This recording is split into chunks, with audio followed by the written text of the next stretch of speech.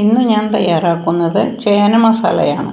തേങ്ങ വറുത്തരക്കാതെ തന്നെ ഈ മസാലക്കറി ഉണ്ടാക്കാം. ചോറിനോടൊപ്പവും ചപ്പാത്തിയോടൊപ്പവും ഒക്കെ കഴിക്കാൻ പറ്റിയ നല്ല ബെസ്റ്റ് കറിയാണ്. ഇതെങ്ങനെയാണ് എളുപ്പത്തിൽ തയ്യാറാക്കുന്നതെന്ന് നോക്കാം.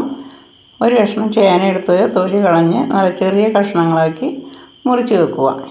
ഇനി സ്റ്റൗ ഓൺ ചെയ്ത് ഒരു പാൻ വെച്ച് നമുക്കതിലേക്ക് 1 ടേബിൾ സ്പൂൺ വെളിച്ചെണ്ണ ഒഴിച്ച് കൊടുക്കാം. അതിലേക്ക് കുറച്ച് ചുവന്നുള്ളി നമുക്കൊന്ന് വാട്ടിയെടുക്കണം.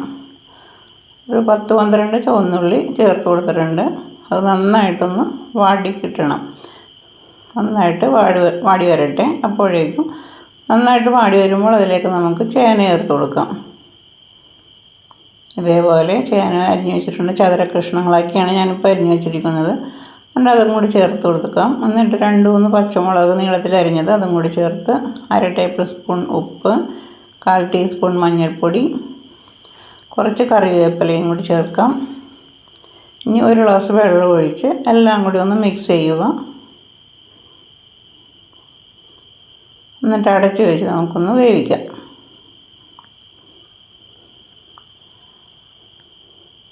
നന്നായിട്ട് തിളച്ച് വന്നിട്ടുണ്ട്. ഇനി നമ്മൾ സ്റ്റവ് മീഡിയം ഫ്ലെയിമിലിടുക. എന്നിട്ട് നന്നായിട്ടൊന്ന് വെന്ത് കിട്ടട്ടെ. ഒന്ന് അടച്ച് വെക്കാം. 1-2 മിനിറ്റ് കഴിയുമ്പോൾ നന്നായിട്ട് വെന്തിട്ടുണ്ടാവും.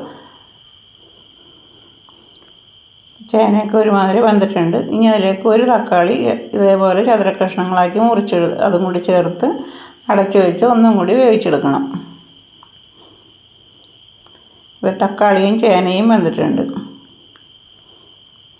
ഉള്ളിയും തക്കാളിയും ചേനയും എല്ലാം റെഡി ആയിട്ടുണ്ട്. ഇനി നമുക്ക് അതിലേക്ക് കുറച്ച് മസാലകൾ മൂപ്പിച്ചിടാനുണ്ട്. നമുക്കൊരു ചെറിയ പാൻ വെച്ച് അതിലേക്ക് 2 ടേബിൾ സ്പൂൺ വെളിച്ചെണ്ണ ഒഴിച്ച് കൊടുക്കാം. അതിലേക്ക് 1/2 ടേബിൾ സ്പൂൺ കടുക് ചേർക്കാം. കടുക് നന്നായിട്ട് പൊട്ടി വരുമ്പോൾ അതിലേക്ക് 2 വറ്റൽമുളക് ചേർത്ത് കൊടുക്കാം. കുറച്ച് കറിവേപ്പിലയും ചേർക്കാം. എന്നിട്ട് സ്റ്റവ് ഓഫ് ചെയ്യാം. എന്നിട്ട് ഇതിലേക്ക് ആ ചൂട് മതി. അതിലേക്ക് 1 ടേബിൾ സ്പൂൺ മുളക് പൊടി, 1/4 ടീസ്പൂൺ മഞ്ഞൾപ്പൊടി, 1 ടേബിൾ സ്പൂൺ മല്ലിപ്പൊടി, 1/2 ടേബിൾ സ്പൂൺ മസാലപ്പൊടിയും കൂടി ചേർത്ത് നന്നായിട്ടൊന്ന് മൂപ്പിച്ചെടുക്കുക. അപ്പോൾ വെളിച്ചെണ്ണയുടെ ആ ചൂട് മാത്രം മതി, അല്ലെങ്കിൽ കരിഞ്ഞു പോകും. എന്നിട്ട് നമുക്ക് ഈ കറിയിലേക്ക് ഒഴിച്ചു കൊടുക്കാം.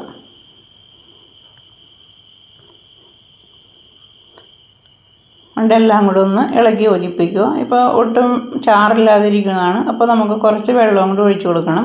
അപ്പോൾ ഒരു വാളംപുളി കുറച്ച് വെള്ളത്തിൽ ഇട്ടിട്ടുണ്ട്. ഒരു ചെറുനാരങ്ങയുടെ വലിപ്പം ഉള്ള വാളംപുളിയാണ് ഞാൻ എടുത്തിരിക്കുന്നത്. അതിൽ നിന്ന് കുറച്ച് വെള്ളം ഒഴിച്ചു കൊടുക്കുക. പുളി അധികം വേണ്ട, നേരിയ ഒരു പുളി മതി. അതും കൂടി ചേർത്ത് നന്നായിട്ടൊന്ന് മിക്സ് ചെയ്യുക. എന്നിട്ട് അടച്ച് വെച്ചൊന്ന് വേവിക്കുക. ഒരു 2 മിനിറ്റും കൂടി വേവിച്ച് കഴിഞ്ഞാൽ നമ്മുടെ കറി റെഡിയായി.